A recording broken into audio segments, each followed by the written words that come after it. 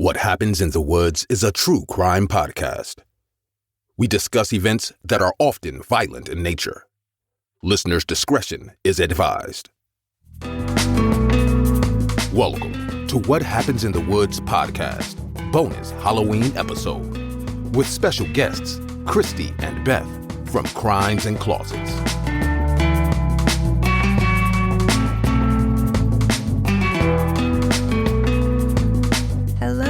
Welcome to the most honored and sacred occasions here at the campfire, my friends. You know why you're here. This is our 4th annual Halloween collab with our podcast besties, the ladies from Crimes and Closets, Cristy and Beth. Hey, ladies. Hi. Oh, 4th annual. That's amazing. Isn't that scary thought? I really had to do the math, and I was like, wait a minute. This is going to be our 4th together doing this. It's crazy. Yeah, we just recorded an intro before we got on with you guys to do this, and for this, however many weeks ago, and Beth was mentioning we are going to do our collab, blah, blah. What is this, our 3rd? I'm like, no, 4th. Yeah. It's our 4th. Yeah. We're seniors. I know, right? It's like we know what we're doing now. Maybe. And it's so fun. I just love it. I love that we do this. I do. Yes. Well, I hope we never stop. I mean, we can't. Unless one of us stops podcasting, we can't. Right. Even at that, we might have to make an exception and have guest starring roles, even if we're not podcasting anymore, if somebody else still is. That's true. Yeah. They do it on TV. Why can't we do it with podcasting? Exactly. So you may notice that we are missing a member, and that is Brice. He unfortunately cannot join us for this leg of our journey, but we are hoping that we're going to regroup and he's going to be back with us. So don't have any fear. His ahas and yeses and ohs they're going to be there. They're coming. Mm-hmm. They're coming. Yes. We missed you guys. Yeah, we do miss you. And maybe he'll pop in at some point if possible, but for now he's not here. Oh, is he gonna come? As we just said, he's not here. Now he is. Yes, he's made it. You made me a liar, is what you did. You made history, Brice. Yes, he's here. Okay. Awesome. Well, I guess we can just delete all of that then. We don't even have to. Right. Just roll with it. Just roll with it. All right. Well, welcome, sir. Hello. Oh, hello. We are kicking off this episode this year with a little change. So this year, Cristy and I will be your hosts on our podcast, and then the Killer Bees will be taking over Crimes and Closets for their episode on Monday, October 30th. So, woo-hoo! You guys, the theme we have for you this year is arguably the best that we've had. I'm just going to call it. Thank you. Yes. 100%. Well, we get better with time. We do, right? We are aging like fine wine. I love it. Mm-hmm. Mm-hmm. So backstory, we all kind of meet, the 4 of us meet for quarterly meetings just so we can get together. Not everybody knows that. That's just for us. But we get together, we chat, we kind of, share what's going on with each other. And then, of course, we plan what we're collabing on. And so, when we met for our last meeting, Beth had this idea, and it was perfect. It just is perfect. So. Yeah, came out of her mouth, and we were like, yes, that's it. Yeah, that was it. No discussion. We were like, meeting adjourned. Done. We're perfect. Mm-hmm. This year, we are bringing you horror movies that are based on true crime cases. And I will say for myself, I was surprised at how many movies like this there are. I don't mean documentaries or Dateline episodes. I'm actually meaning Hollywood or streamed movies. There's a ton. And they're not new either, as you will come to find out later. This has been going on for a long time. So art imitates life. Can I also just quickly remind you, do you remember our quarterly meeting when Beth's like, there's 30 of them. And then 5 minutes later, she's like, no, there's 40. Right. And there's 50. They kept going up in number, how many movies there were as the night went on. She's like, guys, there's 60 to choose from. It was, by the end of the meeting, we were at 100 and something there was to choose from. It was oh my God, there's millions. We only needed to pick 4. Right. Yep. All right. So we will be ladies and gentlemen here in the woods and allow our guests to go first. So, Cristy, are you ready? Take it away. Okay. Oh my gosh. I was totally expecting to listen first, but all right. I'm ready. I've got my case up here on my computer. So here we go. Guys, I'm going to Long Island for this one. So Yes. forgive me if the Long Island comes out every now and then. I wanted to do the whole thing in Long Island accent, but I don't think that that's possible. So It's possible. From there originally, for those who don't know. oh yes, that's where I'm from. Okay, so we are going to Amityville. Ooh. Oh, the Amityville horror, which I watched a really long time ago, Mhm. but I don't know when you guys watched it last. Did you know there was a remake with Ryan Gosling? 100%. I did not, and I did not watch that though. Wait, is it Ryan dang, Reynolds I or Ryan did. Gosling? I thought it was Ryan Reynolds. Oh, wait a minute. See, I get them confused. Well, whatever, it's one of them, but it still shocked me. Yeah, Either no, way. because I was like, is he like 5? How is he old enough to be the dad? He was so young. I mean, both of them Yeah. would be. I don't remember which one it is either. It was done in 2005 or something. Yeah, like that. I was I like- didn't watch it, but I do want to watch it just because I'm curious. So I think that's Like- the version that I watched. I don't think I've actually been able to watch the original version. Well, That's sad. It is something. it is something, and I rewatched it because it's been so long that I was like, I gotta watch this and see it, and it is amazing. So Maybe someday. yeah. And clearly, like, I'm sure that most people know this story. It's a pretty popular one. And I don't know if you guys know this, but I think, Beth, you put me onto the podcast that Donnie Wahlberg narrated Yes. on this, like Very What? Scary People or something. It's a Yes. whole series on it. It's Yeah. really good. Oh, I'm It's gonna Ryan find- Reynolds, by the way. Okay, sorry, I said Gosling. My bad. Whatever. I guess it was like wishful thinking. It was Gosling. I mean, sure. Anyways, okay, so there's been many versions and sequels to this, like 20. Did you know that, to this movie? What? No. Wow. I didn't know that, actually. This was like a fun fact. Cass fun fact. Fun fact. There was like 20 of them, and I didn't watch any of them. I only watched the OG for a refresher, and it was truly amazing. The movie came out in 1979, so I was 2. No, I was 1. I don't even know how old I am. Mhm. And it was based on a book that starred, or the movie starred James Brolin Mhm. Mm-hmm. and Margot Kidder. Oh my God, I remember that. Oh my God, the lady from Superman who like Yes. went batshit crazy, right? Yes. Yes. It was very good. Emery was actually studying, because he's studying for a bunch of tests right now, while I was watching. And every now and then he'd like look up and be like, oh my gosh, what is happening? What is going on? This movie is like the cheesiest movie in the world. And it totally is. And it totally amazed me how not scary it was, because I remember at the time that I first watched it thinking, this is the worst thing ever. It's totally not scary. Not a scary movie. It depicts a house that a mass murder occurred in.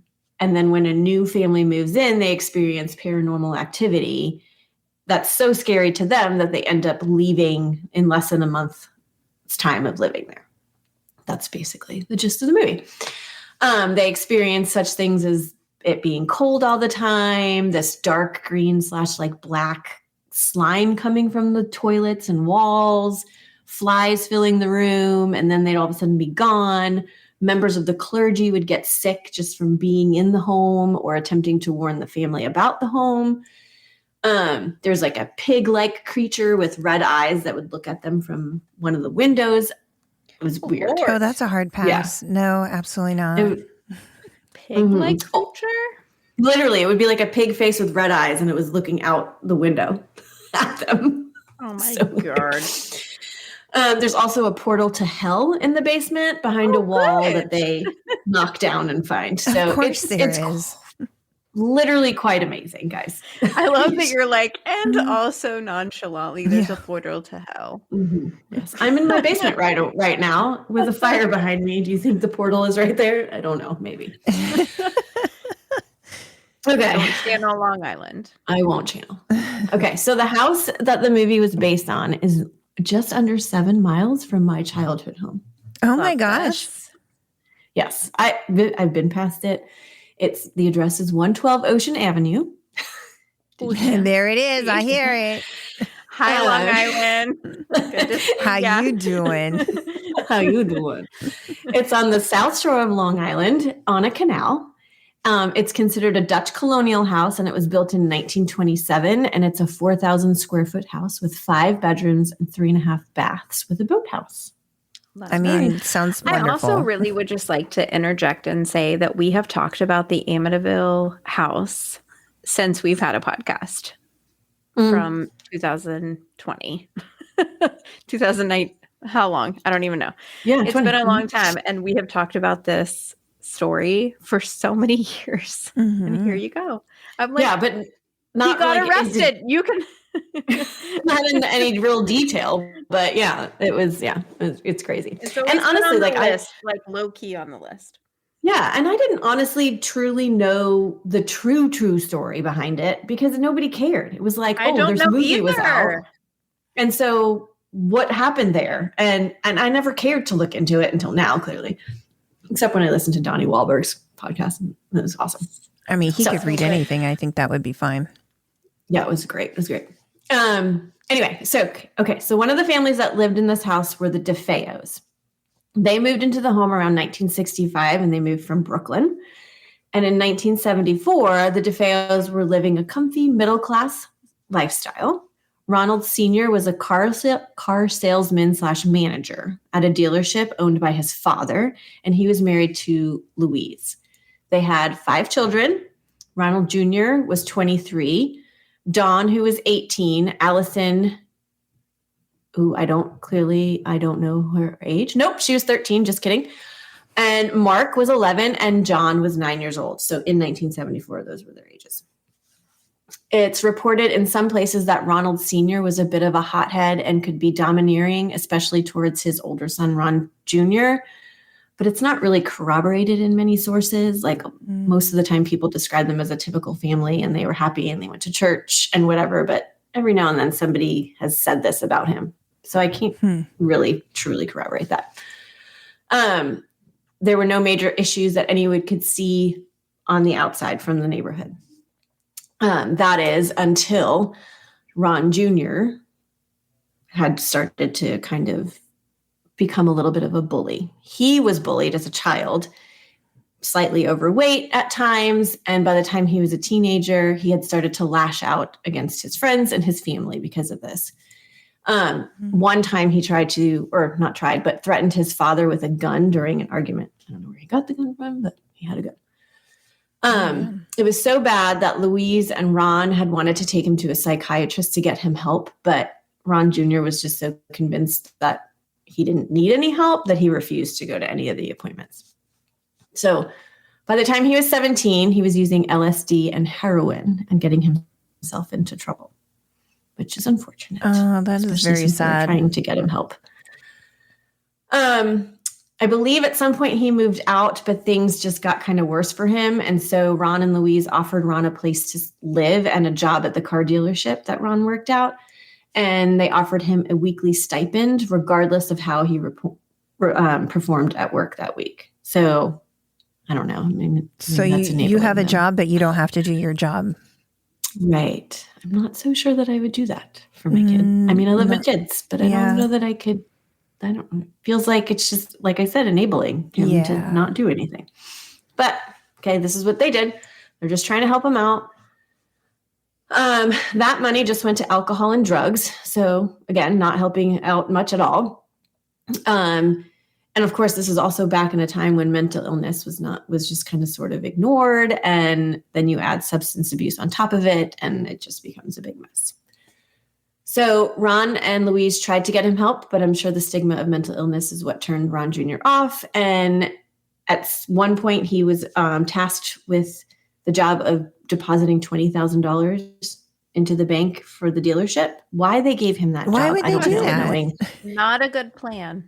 Like, you've got a kid who's on drugs and has issues, but here, make this $20,000 deposit. Well, he definitely hatched a plan to steal it for himself.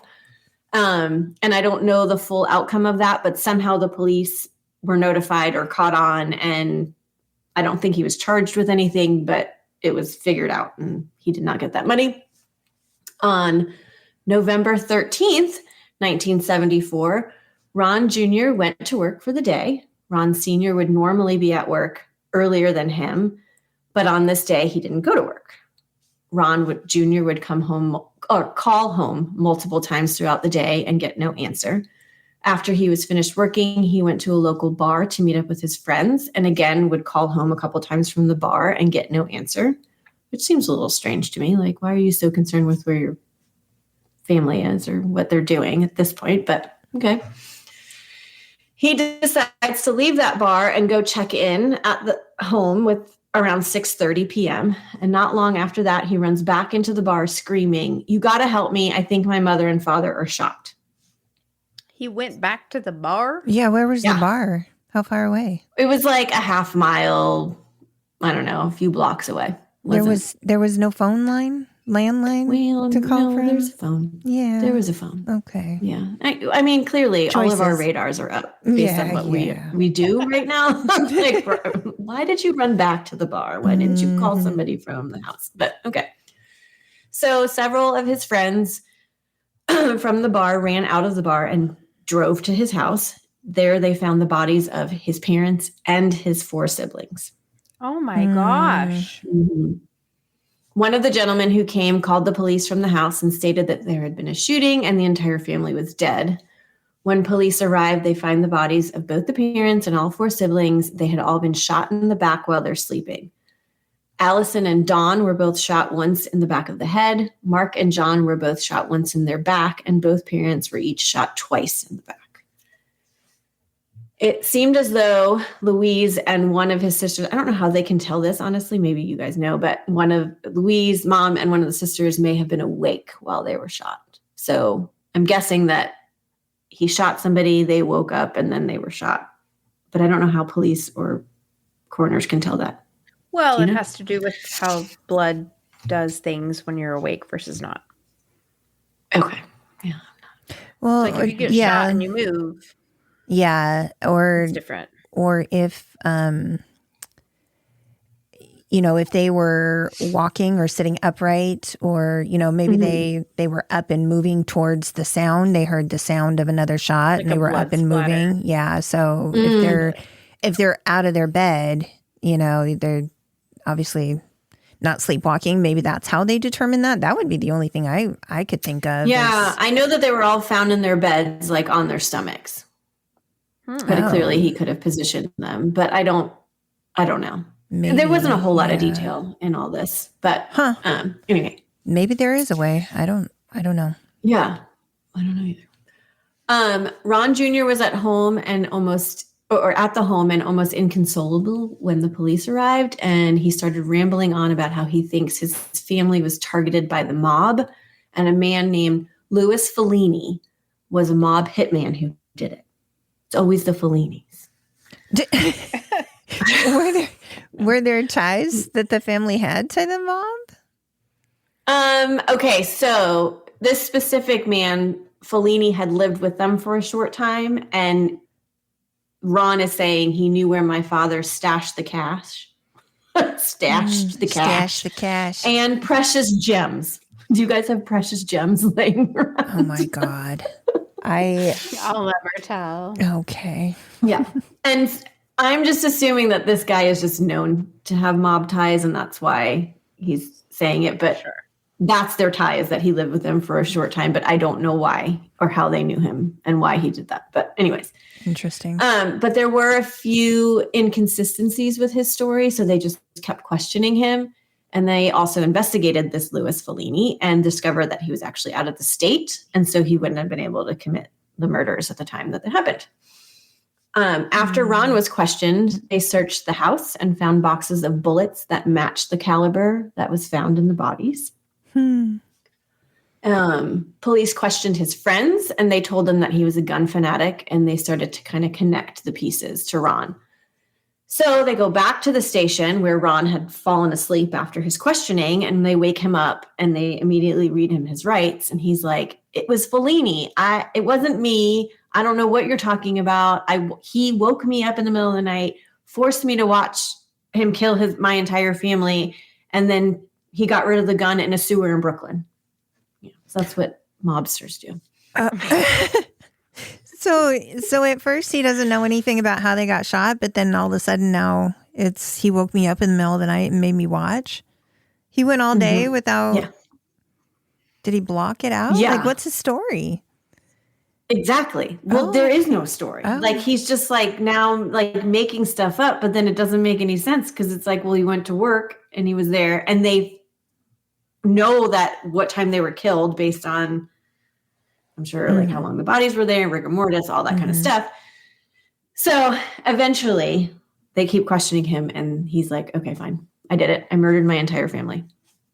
Oh, so the story is that around 3:15 in the morning of November 13th, Ronald Jr. took a .35 caliber Marlin rifle and methodically shot both of his parents and then went and shot each of his siblings, which, gosh, that is wild. This is going to sound terrible the way I'm going to say it, but it's like, I understand, fine, you killed your parents, but why do you got to kill the kids? Why do you got to kill your siblings?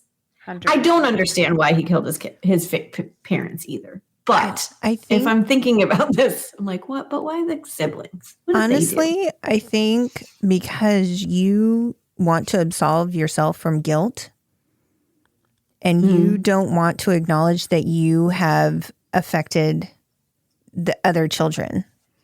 And so it's just easier if you just take everybody out. And then it's only you and who's going to say, and you can live your lie and go about your business, and there's no guilt. Right. Yeah, and no witnesses. Because I'm sure somebody would have woken up and seen Ron running, or I don't know, something. Because he doesn't sound like a sociopath. He sounds like somebody who has a drug addiction and maybe some mental illness issues, but that also just could be drug addiction. It could be a result of drug addiction or alcoholism. Right. It doesn't sound like he's an uncaring sociopath who has no sense of right or wrong. So you think in them. That's the way I'm looking at it anyways. I don't know. I could be wrong. Yeah. No, that makes sense. It totally makes sense. So Ron says to the police that it happens really fast. What came up? Fast. And once he started, he just couldn't stop. So then he took a shower, changed clothes, got rid of the bloody clothes and the gun in a sewer. Not in Brooklyn, though.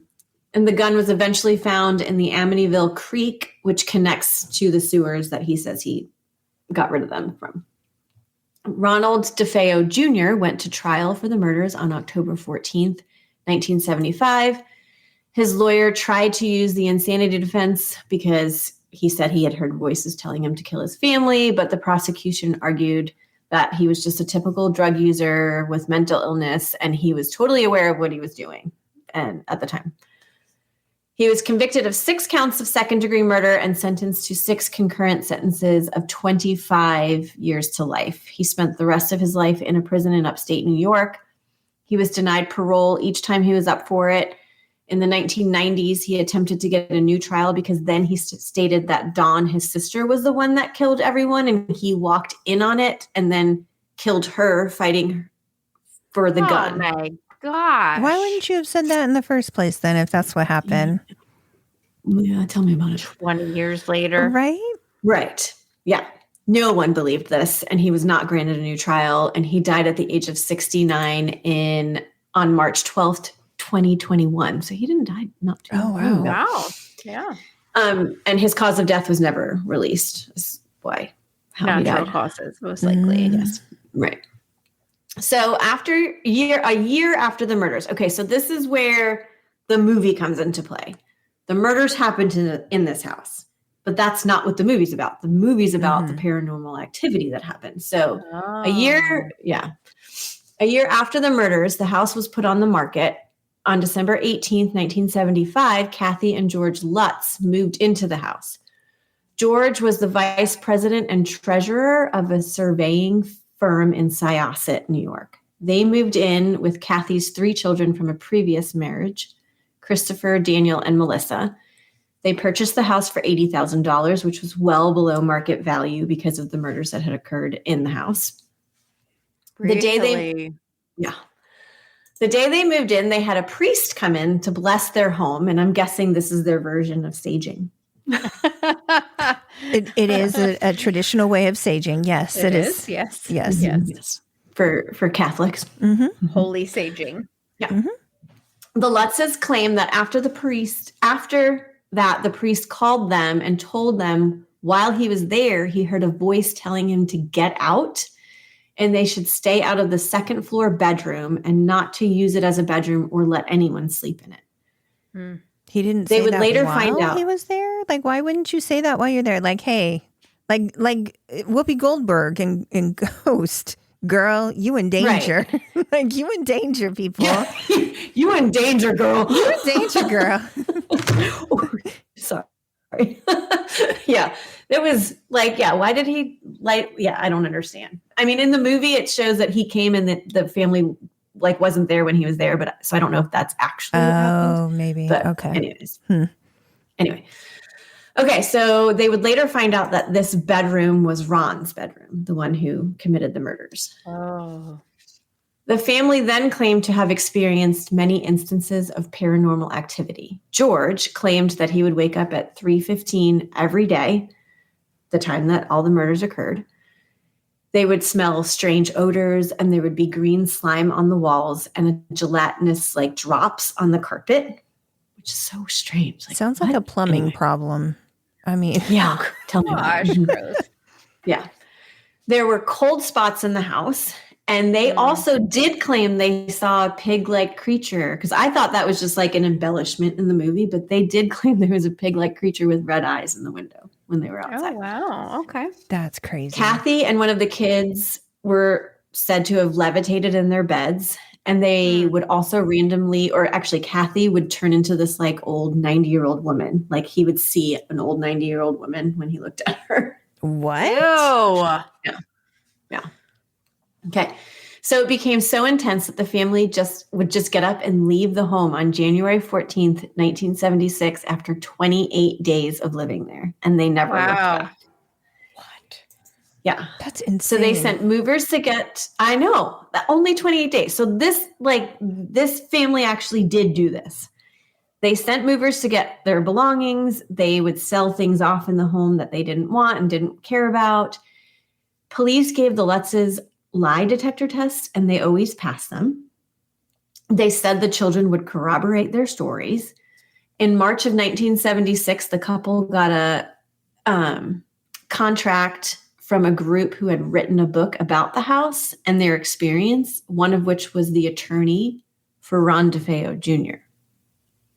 So okay. it's a little weird. Kathy and George would get a small percentage of the money for this book. So Kathy and George end up rejecting this deal and enter into a deal with author Jay Anson, who would eventually write the book, The Amityville Horror. Okay. Which the movie is based on. And in that deal, they would get 50% of profits. So they chose that deal instead of because it was their story. Right. Yes. So they used 40-something hours of recorded statements to help with writing this book. And the family would eventually net $300,000 from their stories, which is quite a bit of money back at that time. Mm-hmm. They were scrutinized for their stories, saying they were exaggerated or made up. And George and Kathy eventually would divorce in 1988, and Kathy would pass away in 2004 from emphysema. George passes away in 2006 from heart disease. Okay, so the kids, they start talking to the kids okay, we think that your parents made this up. Daniel refuses to talk about this. Melissa has never been located, so the only one that's ever spoken out about it is Christopher, and he states that there was some paranormal activity in his opinion, but that everything that had been stated for the book and the movies as fact was embellished to the point of fiction by George. George made it all up and interesting. whatever. So he said that George was obsessed with the occult and would try and summon the spirits. So all of it was his own fault anyway. Oh, The no. Parapsychology Institute of America, which apparently was like started in Durham, North Carolina. Did you know that? Welcome. Yeah. They were sent out to investigate and found no evidence of paranormal activity. I have no idea what you do to test that, but they did. And they went in and said, nope, no paranormal activity. The house went into foreclosure in 1977 and was purchased by James and Barbara Cromartie in April of 77. They lived there for over a decade and never experienced anything paranormal in the home. Okay. It's been lived in by new. Reported. What? That they reported. Well, I mean, they've been asked and they're like, no, nothing ever happened. Okay. Like, anyway, okay. It's been lived in by numerous other families who also report the same thing. Nothing has ever happened in this house. They also, one of the owners changed the address from 112 Ocean Avenue to 108 Ocean Avenue to deter people from visiting it, but that did not work because clearly not everyone knows. Everybody knows what it looks like. It's pretty, I mean, you can look at the picture, yeah. Yeah, that exactly. picture is everywhere. Yeah, they did change the outside of the home quite a bit over the years, especially the iconic like quarter round windows on the side of the house. And I don't know if you guys knew this, but the house in the movie is actually a house in Toms River, New Jersey. It's not the actual house. That looks similar. And they have even changed the outside of their home to discourage people from coming to it to see it. Oh, wow. Okay. Years after William Weber, who is the attorney for Ron Defeo Jr., that was originally part of the first book contract, he came forward and told People magazine that he, George, and Kathy made up the wild stories about the house after several bottles of wine. Wow. Oh, so they were buddies. Mm-hmm. They're buddies. But people are like, did he say that because he was mad at them because he didn't take their deal and then he made money off of it? Or was this really the truth? I don't know. We don't know. But that's the story behind the Amityville horror movie. And who knows if actually any of it was true. We don't know. Wow. But everyone says it's not, that they embellished it. That is wild. Wild. So, I actually, the only thing that I know, well, because I did watch the movie with Ryan Reynolds, and it was also very cheesy. It's in the beginning of the second Conjuring movie. Lorraine and Ed Warren visited that house, like quite famously visited that house several times. And in the beginning of the second Conjuring movie, they're like doing a seance, and she's basically going through, she's like connected with the son who did the killing. Like she's connected with him and she's watching him go through and do it. And she's like talking about what happened in the house. That is the most that I remember about the house. Like, yeah, it's a weird connection, but yeah, that's. I'm gonna have to go and watch The Conjuring. I was just gonna say, you haven't watched The Conjuring? Informed now because no, me either. So it's the second movie that they do that. The first one is actually based also off of a supposedly haunted house that I cannot remember where it's at. But it's based off of like a story of like a witch who cursed a house, and a family ends up having issues there too.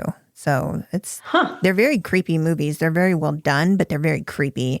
And if anybody has not seen it and goes to see it, the second one freaked me out worse because there's this creepy nun who it's like a demon who's a nun, and that's where the movie The Nun comes from. Is this like demon thing that looks like a nun, and it shows itself as a nun to Lorraine Warren in the movies. I have not seen The Nun because I can't deal with creepy church artifact people things. I can't do it. But yeah. Well, you know what's really funny is that the only part that actually creeped me out in the Amityville horror movie is that the clergy that would come, and the priest who like was sweating and got sick and was sick, and every time he called them, because this is embellished by the movie, to tell them about the house, like something would happen and he wouldn't be able to talk, he wouldn't be able to breathe and whatever. And then her like aunt is a nun, and she came to just like welcome them, and she was like, I feel violently ill just walking in, and I'm like, oh, that's really creepy. Yeah. It's the only creepy part to me. Not the slime coming from the wall, nothing. It was creepy except for that. But also George tried, or I don't know if he was successful, but trademark the name Amityville Horror. Oh, really? So like no one could use it. So that's honestly why everyone thinks that they made this up or like embellished things. Like maybe things happen because, you know, there could be people that would haunt their house or whatever, but they think it was for the money. And he was just trying to like, totally gain from all of this. He knew what happened in the house, and he's like, let's buy this house. It's under market and let's profit from this. So that's why they think they did it. I mean, it's a business thing. Also, gross. I mean, I believe that it's possible maybe they were haunted, not the house. You know what I mean? Like maybe the family was haunted. George and his family were haunted, and maybe they associated it with the house and they profited off of that. I'm not saying they're not profiting or that isn't feasible, but maybe it's just them, since nobody after them has had an experience. Maybe it was just them. See, I knew you guys, you spiritual people, would have some sort of, because I'm like, bullshit. I mean, bullshit. Fake. Nothing happened to them. Probably not, honestly. I mean, I think 90% of it is bullshit, but I do think that there is that slight, small chance that these things happen sometimes. I have just enough faith in it to be wary of it. Right. But I always think that there's a reasonable explanation for things too. I'm not a complete crackpot. Oh, I wasn't calling you a crackpot. A lot of people do. No. I laugh about it. I laughingly say that because we used to watch nothing but haunted shows and ghost hunters and all sorts of weird stuff like that. It was our pastime. Yeah. Which is an odd thing to watch with your children. Yeah. Which is, I mean, this is, I say it all the time. This is the weirdest thing for me to get into because I don't like horror movies at all. I can barely stand to watch them. All I talk about is serial killers. And I am probably, I'm the very perfect combination of, I believe that these haunting things are possible, but I also believe that there's reasonable explanations for things and not everything is supernatural. So, yeah. Wow. I that's crazy. I wish that we knew what the hell he was thinking. I always think that. Why are you going to go murder your family just one day? Like what set you off at 3:00 in the morning that you just needed to murder your family? You know? Right. Like what? Yeah. What and so because he said he heard voices, I think that's where they like got the idea to do some paranormal. He heard voices to kill his family. Yeah. Oh, so it's a good story. Cool story, bro. So that was the beginning of the paranormal, you think? Yes, it was the beginning. Yeah. But, you know, it's just so sad because, yes, they touch on that in the movie that this family was killed. But, like, the whole concept of the house has nothing to do with this family being killed. But, like, it's not like the family is hunting them. It was weird other stuff that was happening. Bad energy that provoked the family. Yeah. I guess. To kill. Yeah. I guess. Mm-hmm. Anyway. Yeah. I mean, I'm not going. No. To the house. I drove past it when I was younger. Nope. I mean, you didn't really have a choice though, right? You have to. It's 7 miles away from my house off Merrick Avenue. I gotta go. Right. She mapped it, guys, and then sent me a picture of her child. Oh yeah, I did. I mapped it, and I was like, "Oh, good, Beth, look, this is where I lived when I was little." 7 miles from this horrific crime scene. Is that what's wrong with you, Cristy? Now we know. You're, It is. Nothing's wrong maybe with you're her. haunted. No, I'm joking. Nothing is wrong with you. You're perfect. But, you know. Long Island is what happened. Is what's wrong with me. I will totally offend all Long Islanders now when I said that. Yeah, right. But that's what's wrong with me. Or that's what's right with you. Oh, okay. That could be what's right with you. I mean, Maybe. yeah. Also, You always got to brought flip you it to the this other level of side. Can you say that word? Skepticism? Skepticism. I've got it. I'm here now. You did. You said it. Mm-hmm. All right. So it is time. We're going to take it to Cass for her fun fact. Spooky fun fact. Fun fact.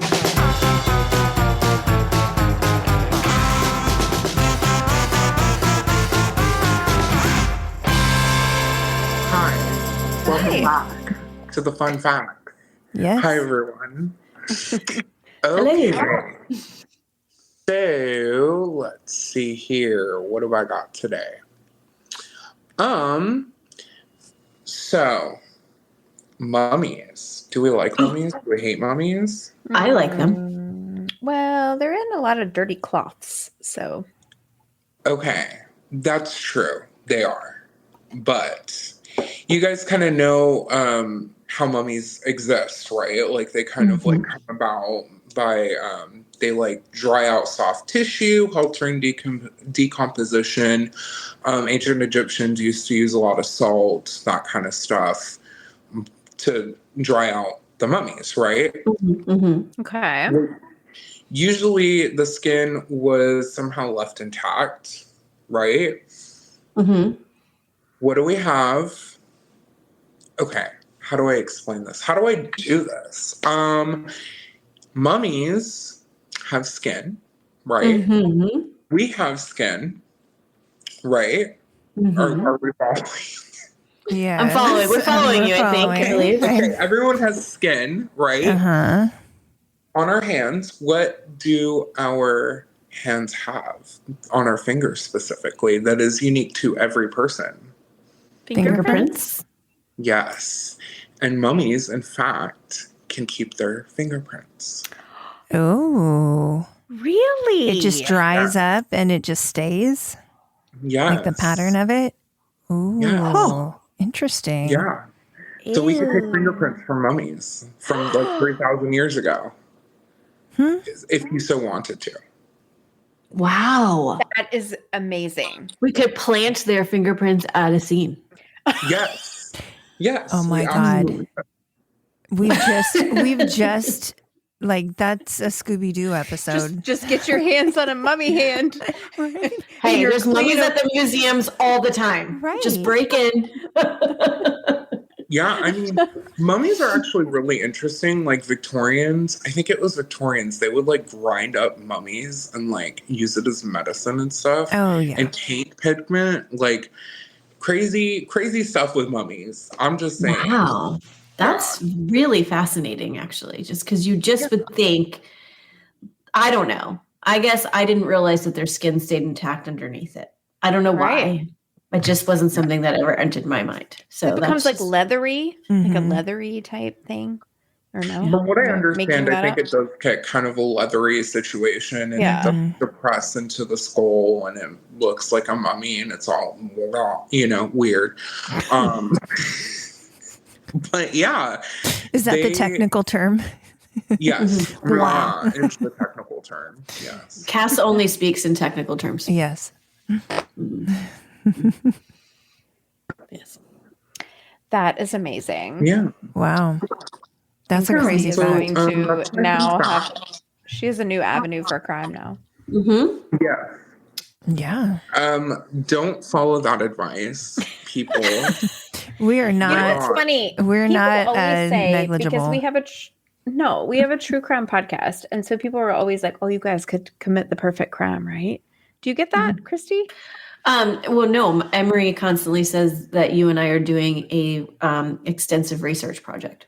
That's what I'm saying. I feel like other people are like, "Oh my gosh, you know so much about true crime. You could totally like murder someone and no one would even know." And it's like, guys, we know why not to murder someone. Exactly. We know why people get caught. That doesn't mean that we can evade. Exactly. Right. But I will say that they could never use our search history against us because we search this crap all the time. And so I could just add a different one in there. Right. Every now and then.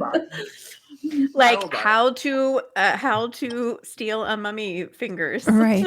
Do you remember? I don't remember what episode it was. Oh gosh, I think it was the Ellen Bohm episode that we did, but where they were giving the children an ear infection, or maybe it was the other lady, Garnett. But anyways, doesn't matter. And I was like searching how to give your child an ear infection. I was like, oh my gosh, people's social service is going to come out. Right. DCF. So there is actually a way. There's actually a way that you can mummify chickens. Did you guys know that? So we did this school project when Mara was going to a charter school. We had to mummify a chicken, like a whole fryer, basically. We called it Chicky Tut. And it was, we mummified and wrapped a chicken, a whole chicken. Where'd you get it? From the store. Just a whole fryer. So you like bought a dead chicken? Yeah. Not like a whole chicken. No, not a whole. Okay. Yeah, like the one that you would just buy. I went way back. No, I can't. I could not do that to a live thing. Okay. I'm not a butcher.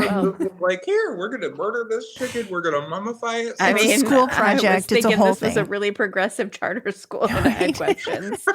It was for 4-H. I don't know. Oh, well. No, it wasn't. It was, she was doing like this immersion thing where she learned Greek and Latin, and I don't know. It was this weird thing. So she was interested in Egypt. She thought she was going to be an Egyptologist. So they were like, well, what could you do that would be a project and reflect, something that you've learned from Egypt? And she mummified a chicken. That's amazing, actually. So you could mummify a person. What did you do with it after? We threw it away. It smelled really bad. Oh, it did. Yeah, so that didn't work. It smelled really bad. And I think it would have smelled for a while, and then eventually it just doesn't. But was it just like on your porch, or? No, it was in the kitchen. It was just in the kitchen in a bag, in several Ziploc bags. And its wrappings, and I mean, it was wrapped with gauze and everything. Yeah, it was just sitting on the counter for a long time. Why didn't I know this? I don't. We lived in Sacramento at the time, so I don't know. You're a much more supportive mom than I am. I thought it was kind of cool, actually. I was into it. I think I was just as into it as she was. It was kind of cool. Amazing. But I'm just saying, like, nowadays, like, we think that it's an ancient thing. You could still mummify somebody. Like, it could happen. So, yeah. I'm not ready to put on the search list. That's what I want you to do with my body, Mama. No. I am not. Oh, my gosh. No. I refuse. Can we take your fingerprints? Yes. Because they could get your fingerprints after 3,000 years. Yeah. And then they can clone me, and then I'll live on. It'll be really cool. I don't hate that.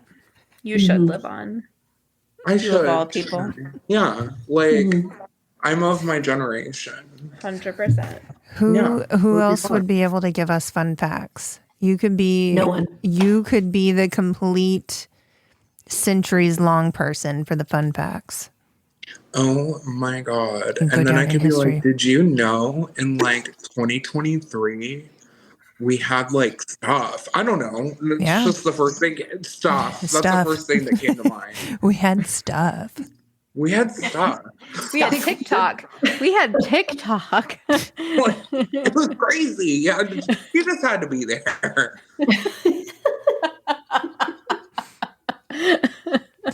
And you were. I love this. Mummies have fingerprints. Or at least they've discovered one that has. I'm not going to say all, but at least one had fingerprints. I believe they all did. And I choose not to have my fingerprints live on in infamy. Because you never know what I'm going to do. You'll just end up in some British museum, on display with your fingerprints. Not a bad way to go out. I think that would be amazing. I actually love that journey. Mm-hmm. Yeah. It would be a moment. It would definitely be a moment. Yeah. I think that's perfect. All right. Well, thanks for that fun fact. Yeah, of course. What else am I good for, apparently? I mean, what else do you need to be good for? You make us all happy. Yeah. Mm-hmm. Oh, well, thank you. That makes me feel warm and gooey inside, which is a new feeling. You should clone that in your fingerprint. Yes. I should. Make sure that gets cloned. Yes. I think you're going to need to have like a last will and testament with all of these things in them. You're going to have some specificity on how you would like your cloning to happen and for what purpose. I will leave you in charge of that because... Honey, I'm already going to be gone. Why do you keep thinking I'm outliving you? I'll be gone as soon as I can be gone. Oh. At a reasonable age. I don't want to live that long. A reasonable age. I don't know, man. The world's getting pretty crazy. You can't talk. We're gonna. We can't talk about that. She can't speak of it. We're gonna edit that out. It's fine. Okay. Alrighty. But yeah, that's my fun fact. All right. Well, thanks for that. Yeah, of course. It's always been fun. It's always lit. Thank you so much for joining us. You're the best. Of course. All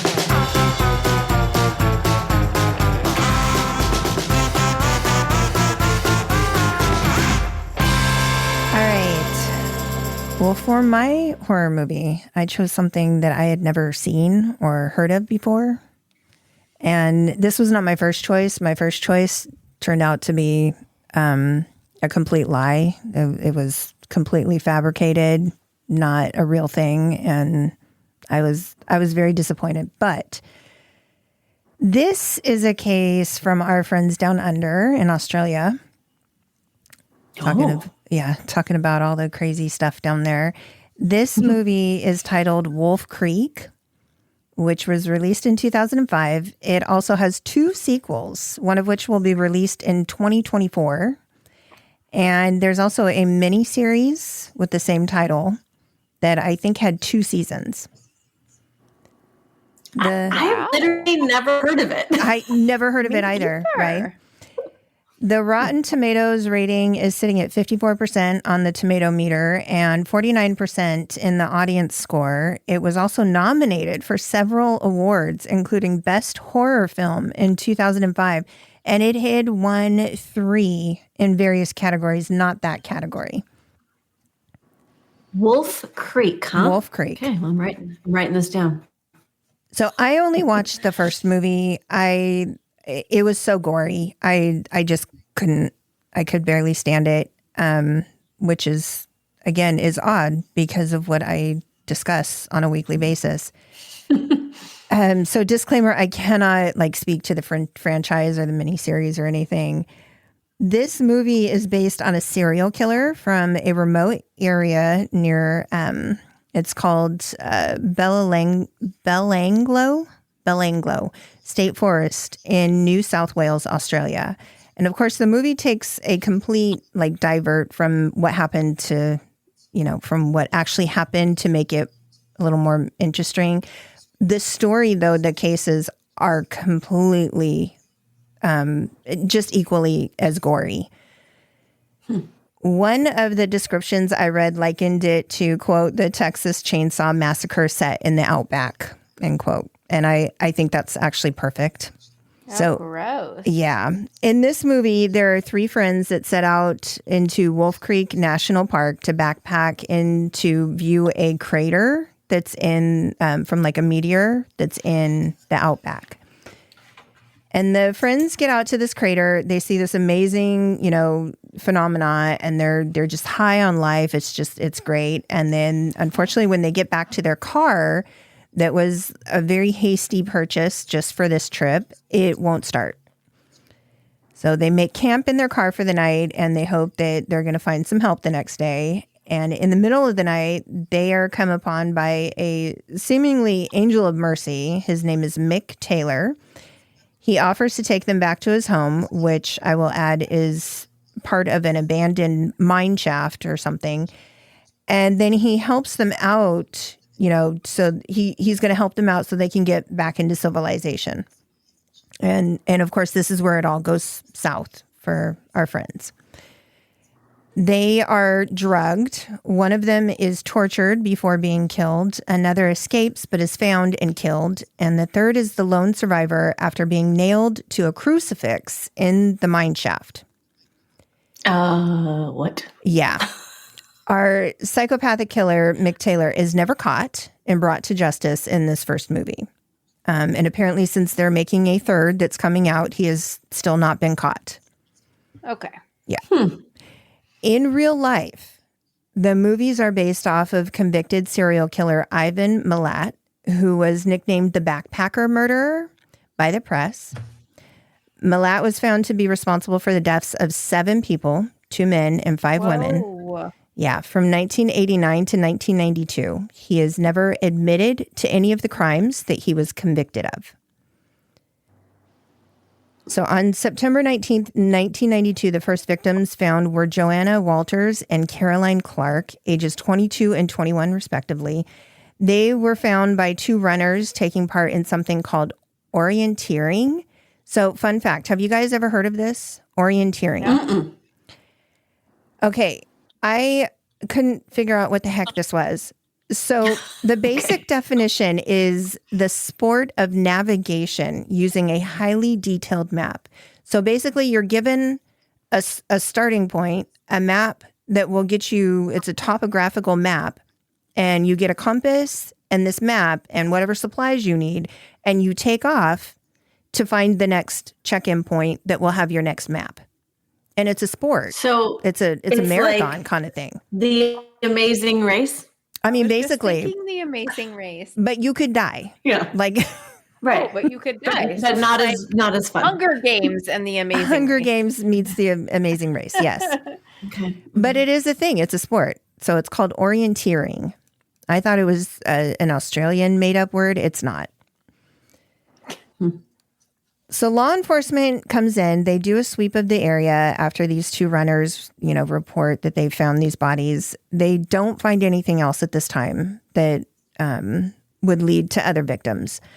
Both victims had to be identified using their dental records. These were the last known victims, but they were the first found before Milat was caught. These ladies were visiting from Britain, and they had been backpacking together through Australia and had last been seen on Hume Highway getting directions to go to Victoria. They wanted to go berry picking, of all of the wholesome things to do. Yeah. Yeah. Let's go get berries. Oh. Their bodies were found within 100 feet of one another in the Balango forest. It was believed that Caroline was used as target practice as she was shot 10 times in the head with precision. 10 times? 10 times. Joanne was tortured, having been stabbed 15 times. My goodness gracious. In October of 1993, the next 2 victims were found in the same national forest when a local was gathering firewood. Deborah Everest, 19, and James Gibson, 19, were a young couple who had been missing since December of 1989. They both had been brutally killed in a similar manner as Joanne Walters. So James was stabbed 8 times, one of which would have rendered him paralyzed while still alive. Other stabs punctured his heart and his lungs, which would have been what killed him.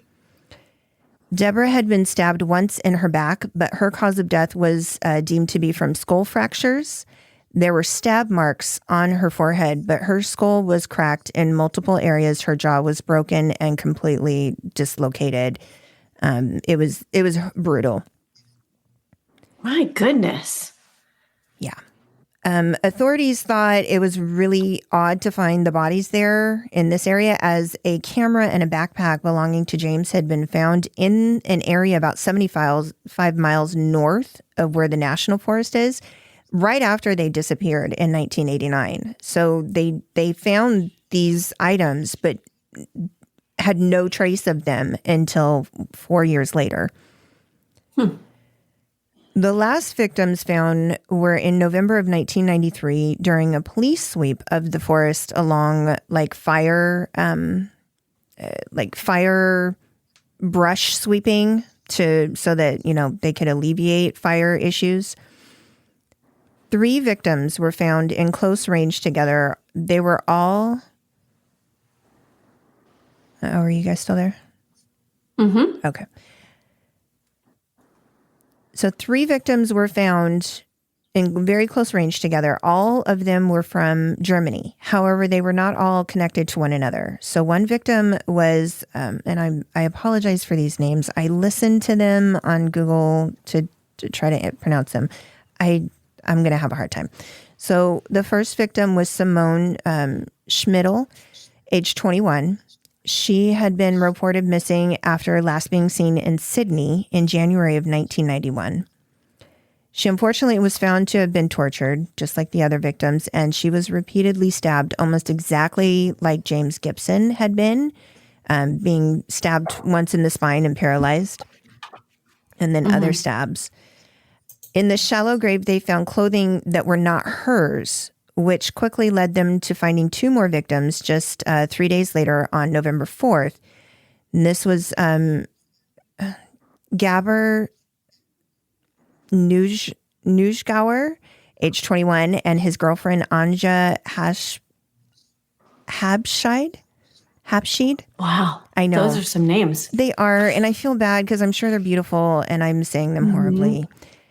She is age 20 when she was killed. They were found feet away in another shallow grave. So these are almost 12 months apart. These murders took place.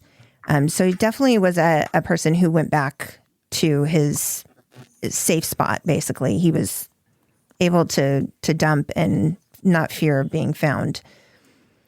So this couple had been backpacking, and they were last seen at King's Cross Hostel in December of 1991, which the 2 ladies from Britain also had been seen in that same hostel or nearby it. There was a connection there. Both were killed in the same way as the others. So Gabor had been shot in the head 6 times, while Anja was stabbed and actually decapitated. Her head was never recovered. Oh my gosh, where is it?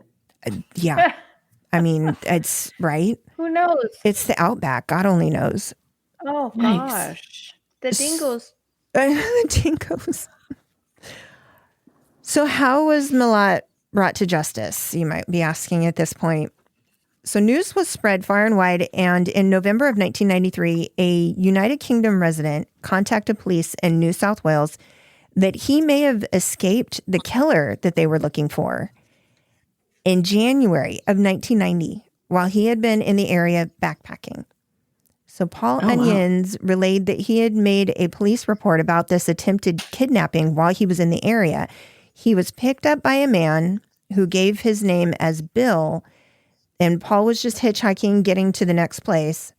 The car ride was short-lived as Paul, so Bill pulled a revolver on him and basically was going to kill him, had rope and the revolver, was going to take him to a location and kill him. Paul was able to get out of the car while it was moving. He jumped and ran off on Hume Highway. And he was picked up by another driver, and she was able to help him get to safety. And he was able to make this report to the police. Oh, wow. Yeah. So after the original report was found in police records and they verified that what he was saying was true, Paul flew down to help identify this mysterious Bill. And eventually all the evidence and Paul's statement of the events that, had happened in 1990 led to the arrest of Milat on May 22nd, 1994. And he pleaded not guilty, but he was convicted by a jury of all 7 murders and the attempted murder and false imprisonment of Paul Onions. He was sentenced to 7 life terms for the murders and 12 years for the attempted murder and imprisonment charges. So there's a lot that there's so much more to the story. Like it's there's a prior criminal history. There's some family involvement. And there's just a lot that I couldn't include because we don't have 2 hours for each of our cases here. Yeah, that's what I was thinking the whole time. Like, there's got to be so much more to this backstory. There really is. Yeah, it is crazy. So weird coincidence, I guess you want to call it. He passed away on, of all days, October 27th, 2019, which is exactly 4 years ago to the day that this recording is being released. Wow. Yeah. Oh, I love when that kind of stuff happens. So he never admitted to any of this. He went to the grave silent. He would not discuss it. There are other unsolved cases several unsolved cases from this same area that kind of fit the MO that they could not tie to him, with any large amount of evidence. He would not even speak about it. He just would not. Yeah. Wow. He is considered one of Australia's most prolific serial killers and thought to be responsible for 20-ish or more possible murders. Wow. Wow, that's a lot. No, thank you. There was a statistic at the beginning of the movie that stated 30,000 people are reported missing in Australia every year. 90% are found within the first month of their disappearance. So 10% go unfound or found years later, months later. Wow. Yeah. So who knows? You guys may get this in a future episode somewhere down the line because there was a lot. There's also... I know. Well, I hope so because I really want to know the other And we stuff. actually do have a lot of Australian listeners. Yes. Yeah. There's also another person, Bradley Murdoch, who committed a similar crime in 2001 and was on trial for the murder of this person that he, was disappeared while this movie was being filmed in the area. And it caused quite a lot of heartache for a lot of, the victims' families because they, and specifically the one victim of Murdoch's, because they thought that they were making a movie of his murder. It was not even him, but he's considered a copycat. Oh. Yeah. So he's a copycat of, and like I said, there's just so much with Milat. His family also went on to do some copycat stuff. It's crazy. There's this whole rabbit hole. So. Yeah. Gosh. Yeah. Wow. That's interesting. I'm so curious. I'm literally like, oh man, I really wish I knew all the other stuff. There's a lot. Background. Yeah. All of it. And I was like, how much could I enter it? Like, could I present? And I'm like, yeah, not even half of this can make it in, really, honestly. So I chose to focus on the victims instead of the prior history with the time that I had. Right. Yeah. Gosh. Yeah. It's crazy. So yeah. That is crazy. I'm curious to know what else they could do in these movies. I don't know. Obviously something. Well, I know. Now I really want to watch the movie.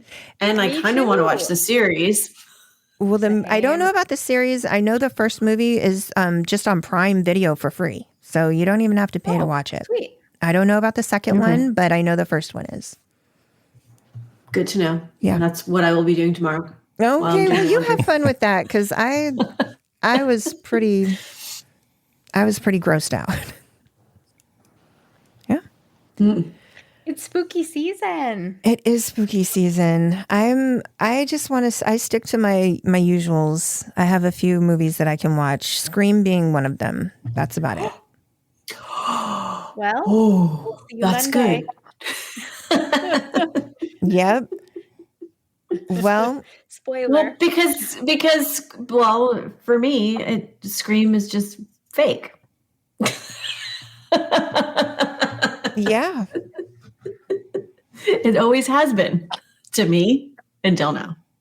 Until Monday. So, till Monday. Until Monday.